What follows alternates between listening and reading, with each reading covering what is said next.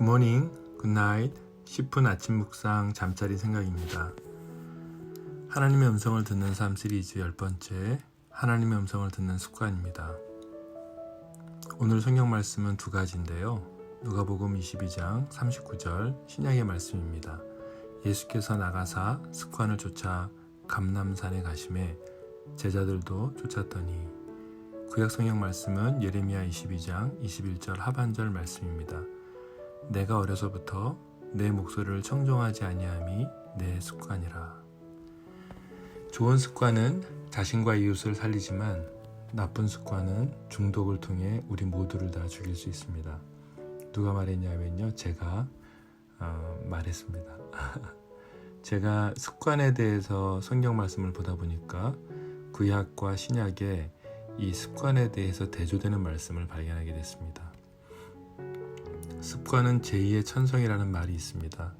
반복되는 습관은 시간이 지나면 성품과 성격으로 자리를 잡게 됩니다. 여러분, 사람은 변합니다.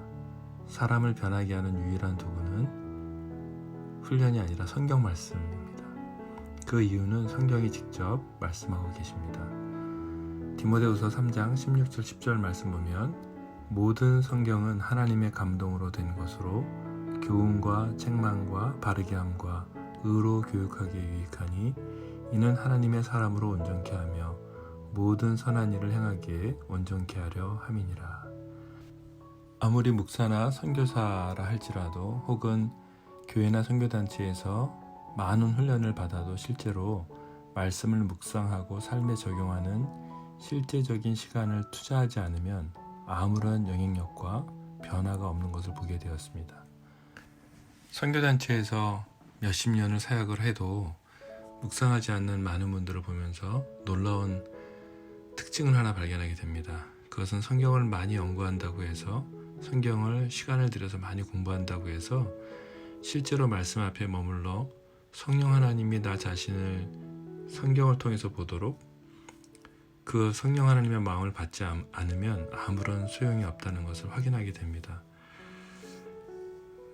히브리서 4장 12절 말씀 보면 하나님의 말씀은 살았고 운동력이 있어 좌우의 날선 어떤 검보다도 예리하여 혼과 영과 관절과 골수를 찔러 쪼개기까지 하며 또 마음의 생각과 뜻을 감찰하나니.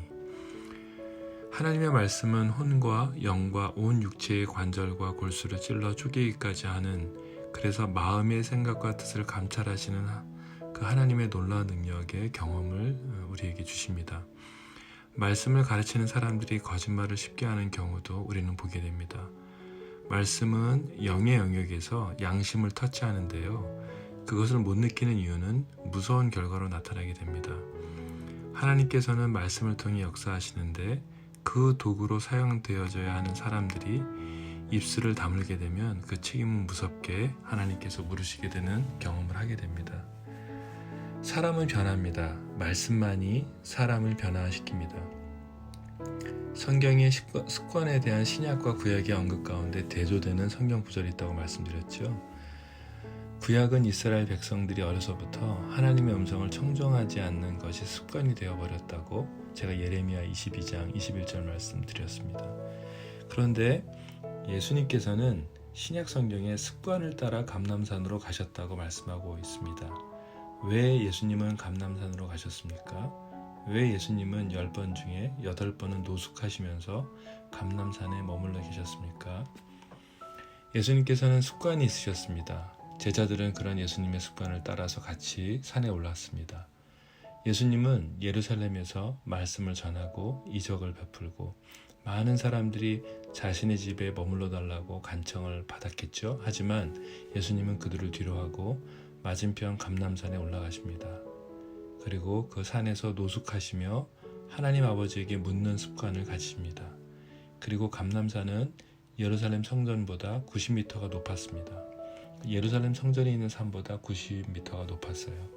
그래서 예수님은 감람산에 오르셔서 예루살렘에서 제사를 드리는 그런 타락한 제사장들을 또 보기도 하십니다. 그래서 마가복음 11장에서는 성전 안에서 매매하는 자들을 내어 쫓으시면서 상들을 둘러 엎으시는 장면을 보게 됩니다. 만민이 기도하는 집이라고 예수님께서 말씀하셨어요. 그렇지만 너희가 만민이 기도하는 집을 강도의 굴열로 만들었음을 한탄하시면서 내가 3일 만에 이 성전을 다시 다 헐어버리고 다시 지을 것을 선포하시며 십자가에서 죽으시고 3일 만에 부활하신 것에 대한 예언의 말씀을 하십니다. 하나님의 말씀을 가까이 하고 목숨을 걸고 시간을 보내야 합니다. 그럴 때 죄를 이겨낼 힘이 우리에게 있습니다. 양심이 살아날 그 기회가 있게 되는 것입니다. 하나님 앞에 진정한 회개로 나아올 수 있는 것은 우리가 말씀을 가까이 하는 것입니다. 여러분 기억하십시오. 말씀을 가까이 하십시오. 성령 하나님께서 우리를 교훈하시고 책망하시고 또 바르게 하시고 인도하시고 하나님의 의로 인도하여서 온전한 그리스도인으로 우리를 만드십니다. 우리의 마음의 생각과 뜻을 하나님의 말씀은 바꾸시고 또 변화시키심으로써 우리 모두에게 성령의 열매를 맺게 하십니다. 제 아내와 두 딸은요, 아침에 묵상하는 것을 절대로 놓치지 않습니다. 그리고 늘 하나님 주신 음성을 듣고 서로를 격려해 줍니다. 올해 저희 딸로부터 제가 받은 하나님의 격려의 말씀이 50번이 넘습니다. 어릴 적부터 하나님의 음성을 늘 같이 들었고 저희 딸은 늘 하나님의 음성을 듣고 그 음성에 순종합니다. 어릴 적부터 훈련을 했습니다. 함께 이사를 가야 하는데요. 이것이 우리 욕심인지 아니면 지금 하나님께서 다른 곳으로 이동하기 원하시는지부터 우리가 함께 음성을 들은 적이 있어요. 저희가 처음에 영국에서 한국으로 도착해서 제주에 머물 때 어디로 이사해야 하는지 몰랐어요. 하지만 각자가 하나님의 음성을 듣고 나누었어요. 가족들이요. 그 당시 저희 큰딸이 초등학교 4학년 때였는데 기도하는데 저희 큰딸이 뭐라고 이야기하냐면 아빠 하얀 옷장을 하나님께서 보여주셨어요. 하얀 옷장이 보이는 그곳이 저희가 머물 집이라고 말씀하시는 것 같아요. 저희 딸이 이렇게 이야기했어요.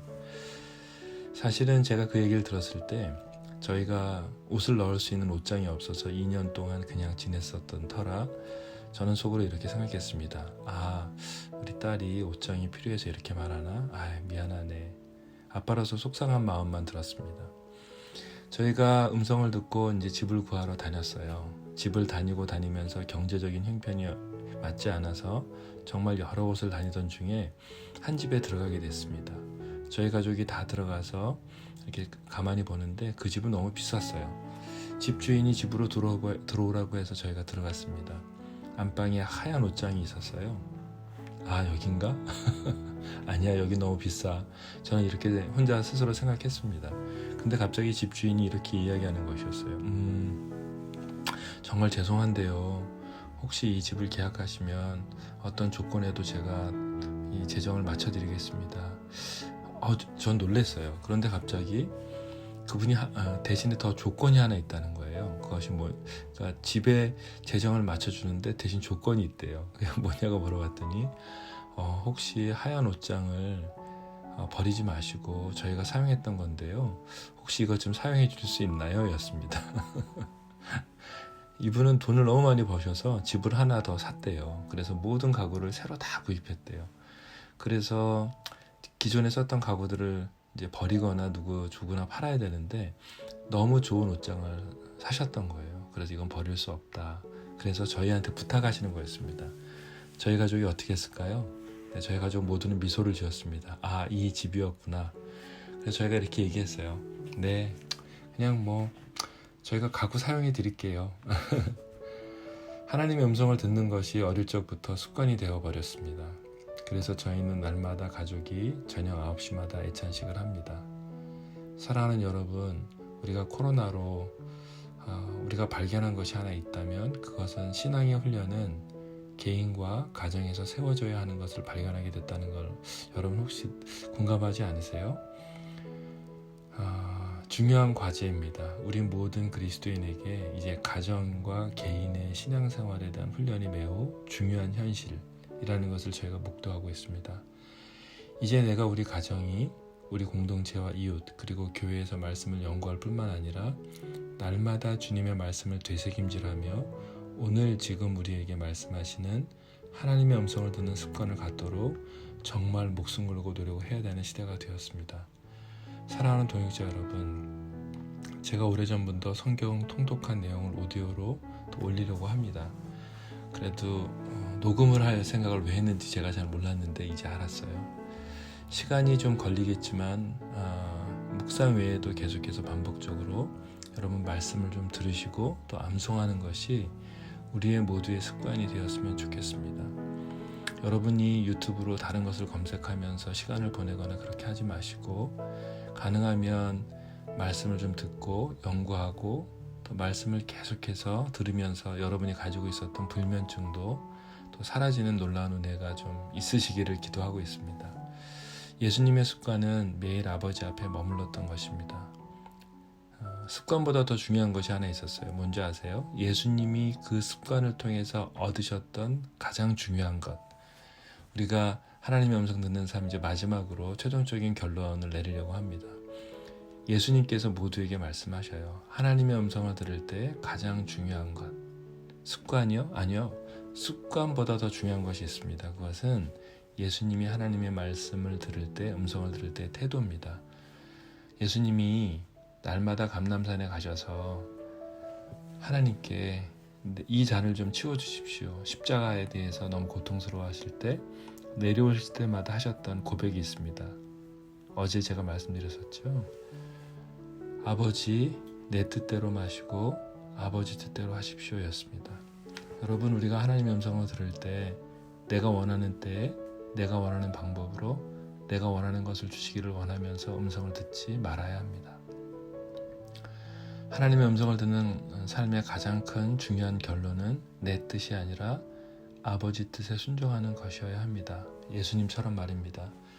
내가 원하는 것이 아니라 하나님이 원하는 것으로, 내가 원하는 때가 아니라 하나님이 원하시는 때, 내가 원하는 방법이 아니라 하나님이 원하시는 방법으로. 우리가 이것을 순종할 수 있는 이유가 무엇입니까? 가장 좋은 것으로, 가장 좋은 때에, 가장 좋은 방법으로 하실 그 하나님은 그 아버지를 신뢰하기 때문입니다. 그 하나님 아버지시기에 우리가 지금 좀 힘들어도 이해가 되지 않아도 그 하나님의 음성에 순종할 수 있습니다. 여러분 12개의 주제로 제가 하나님의 음성 듣는 삶을 나누려고 했지만 가족과 함께 나누면서 우선 10가지로 마무리하려고 합니다. 제가 건강과 그리고 여러 가지 큰 변화들로 인해서 묵상을 올리는 시간을 잠시 좀 멈추고 제가 기도하고 또 제 건강을 살피는 시간을 가져야 할 것 같습니다. 묵상이나 내용이 정기적으로 여러분 올라가지 않더라도 놀라거나 서운해하지 마시고 계속해서 올려져 있는 묵상과 내용이 도움이 되신다면 반복해서 들으시면서 우리 모두 하나님 아버지가 주시는 샬롬을 날마다 누리시기를 기도합니다. 샬롬. 기도하겠습니다. 하나님 아버지, 우리 안에 있는 잘못된 습관을 버리고 싶습니다. 제 안에 멈추지 않는 감정의 변화들도 있습니다. 내 육체의 연약함도 있습니다. 내 안에 상처들도 너무 많습니다.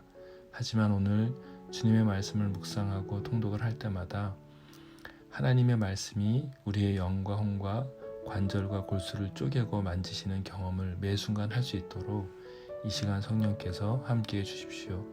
우리의 모든 질병도 이 시간 깨끗하게 치료해 주십시오. 오늘도 성령께서 온전한 그리스도인으로 우리 마음의 생각과 뜻을 살펴주시고 회복시켜 주셔서 하나님 감사합니다. 말씀을 더 가까이 하며 묵상한 것이 내 삶에 자연스럽게 드러나도록 스며들도록 성령 하나님 우리 모두를 도와주십시오. 예수님의 이름으로 기도드렸습니다. 아멘.